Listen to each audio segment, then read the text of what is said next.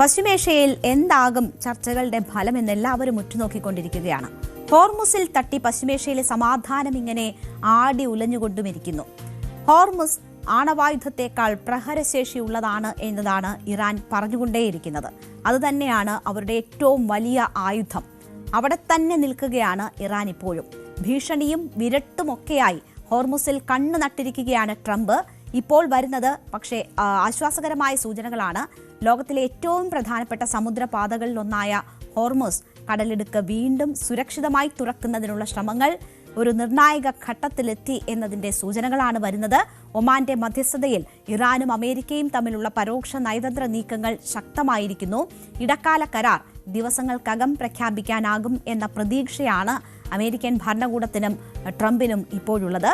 അതേസമയം തന്നെ അമേരിക്കയുമായി നേരിട്ട് ചർച്ചയൊന്നും നടത്തുന്നില്ല എന്നും ഞങ്ങൾ ഒമാനുമായാണ് ചർച്ചകൾ നടത്തുന്നതെന്നുമാണ് ഇറാൻ ആവർത്തിച്ച് വ്യക്തമാക്കുന്നത്. അമേരിക്കയെ തള്ളി തന്നെയാണ് ഇറാൻ ഈ വിഷയത്തിൽ നിലപാടുകൾ പറഞ്ഞുകൊണ്ടേയിരിക്കുന്നത്. ഇറാനുമായുള്ള ചർച്ചകൾ വളരെ മികച്ച രീതിയിലാണ് പുരോഗമിക്കുന്നതെന്ന് അമേരിക്കൻ പ്രസിഡന്റ് ഡൊണാൾഡ് ട്രംപ് ആവർത്തിച്ച് പറയുന്നുണ്ട്. ചർച്ചകൾ വിജയിക്കുകയാണെങ്കിൽ ഹോർമുസ് കടലിടുക്ക് വേഗം തുറക്കാൻ കഴിയുമെന്നും ട്രംപ് ആത്മവിശ്വാസം പ്രകടിപ്പിക്കുന്നു.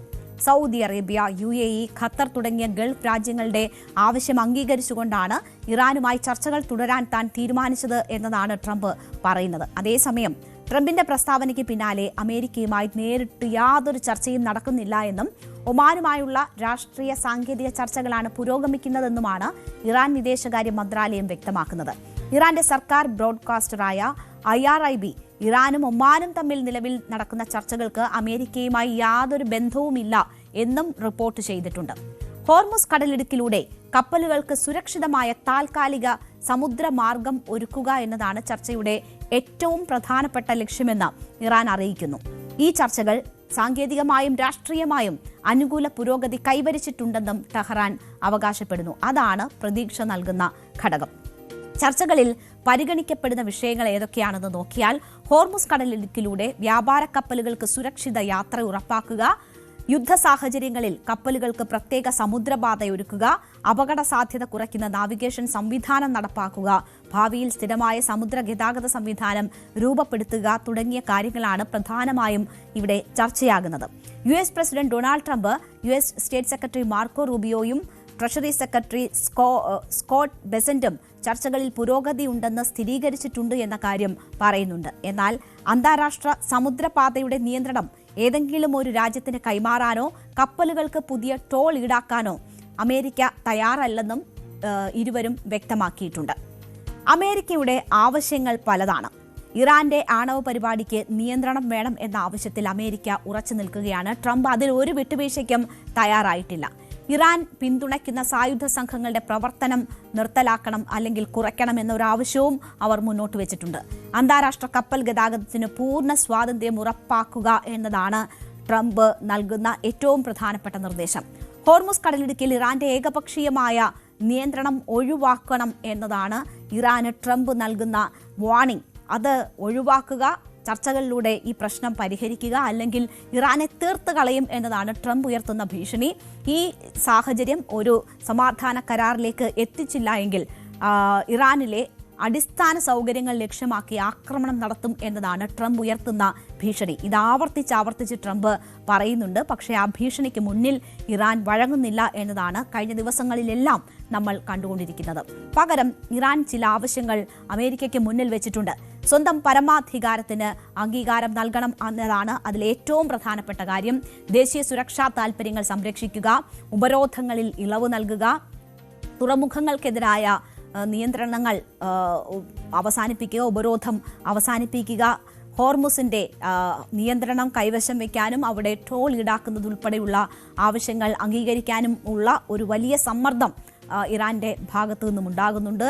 ഹോർമുസിന്റെ കാര്യത്തിൽ ഒമാനുമായി ചില നീക്കുപോക്കുകൾക്ക് ഇറാൻ തയ്യാറാണ്. പക്ഷേ ഒരു തരത്തിലും അമേരിക്കൻ സമ്മർദ്ദത്തിന് വഴങ്ങുന്ന ഒരു സമീപനം ഹോർമുസിൽ നിന്ന് തങ്ങളുടെ ആധിപത്യം അവസാനിപ്പിക്കുന്ന തരത്തിലുള്ളൊരു പിൻവാങ്ങൽ ഇറാൻ ഇഷ്ടപ്പെടുന്നില്ല. അതിലേക്ക് ചർച്ചകൾ നീളുന്നതും ഇറാൻ ആഗ്രഹിക്കുന്നില്ല. ഒരു ഇടക്കാല കരാറിനുള്ള സാധ്യതയാണ് ഇപ്പോൾ ഉള്ളത് എന്നതാണ് മനസ്സിലാക്കുന്നത്. നേരത്തെ ഉരുത്തിരിഞ്ഞു വന്നതുപോലെ 60 ദിവസത്തേക്കുള്ള ഒരു താൽക്കാലിക കരാറിന് രൂപം കൊടുക്കുന്നത് സംബന്ധിച്ചാണ് ചർച്ചകൾ നടക്കുന്നതെന്നാണ് പുറത്തുവരുന്ന വിവരങ്ങൾ. പിന്നീട് സാഹചര്യമനുസരിച്ച് കരാർ നീട്ടാനുള്ള സാധ്യത തേടാം എന്നതാണ് ഇപ്പോൾ ഉരുത്തിരിഞ്ഞിരിക്കുന്ന ഒരു ധാരണ.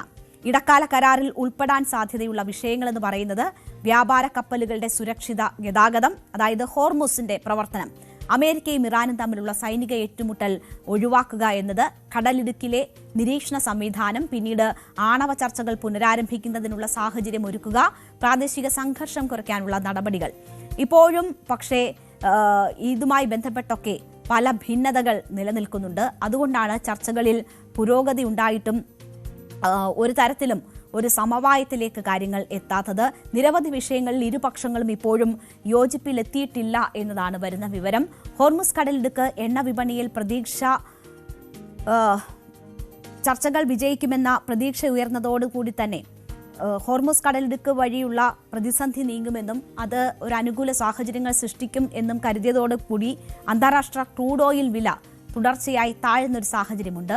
ഹോർമുസ് കടലിടുക്ക് തുറന്നാൽ ഗൾഫ് രാജ്യങ്ങളിൽ നിന്ന് കുടുങ്ങിക്കിടക്കുന്ന എണ്ണ വീണ്ടും ആഗോള വിപണിയിലെത്തും എന്ന പ്രതീക്ഷയാണ് ഉള്ളത്. അത് വിപണിയെ സ്വാധീനിച്ചിട്ടുണ്ട്. ഒരു സമാധാനത്തിലേക്ക് കാര്യങ്ങൾ നീങ്ങുന്നു എന്നത് തന്നെ വിപണിയിൽ ആ നിലയിൽ പ്രതിഫലിക്കുന്ന ഒരു സാഹചര്യമാണുള്ളത്.